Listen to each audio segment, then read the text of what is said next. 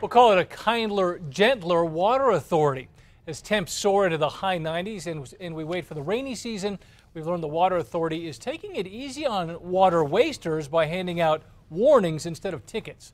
News 13's Madeline Schmidt is live at Civic Plaza with that story. Madeline? Well, Dean, for nearly 2 decades, just one slip up and you'd have a fine added to your water bill. But that's not the case anymore.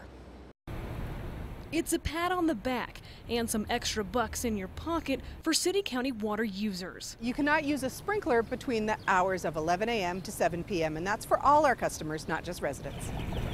After almost 20 years, no longer does violating that policy or letting water run off your property mean an immediate fine. What happens first is you might get a postcard in the mail. It's a little blue postcard and it says, this is what we saw going wrong with your property. Please have a look at things and get it fixed. In the past, you'd have to pay $20 to the water authority, $50 the second time, but not anymore. You get a second postcard in the mail. We're going to warn you twice. Now it's the third time around that you face consequences. Sounds less punitive, but the water authority says the warning system works just as well as fines do. In May, 155 first-round warnings were sent out and only 20 second-round warnings. And those numbers are telling us that our customers are doing a pretty good job with the warnings. We're pleased by that. The change is a thank you to customers for reducing water usage by more than 100 gallons per person per day since 1995. Our customers have done a fabulous job with water conservation.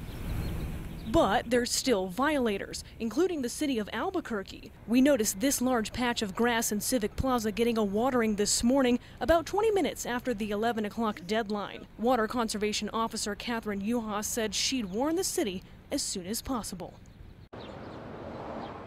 And now the Water Authority tells us that they've never had a residential customer get a fine of more than $100. They say the problem is always fixed before it reaches that point. Dean, back to you. All right, Madeline, thank you.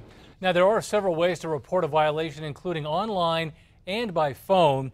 We've got more information on KRQE.com and, of course, our KRQE app.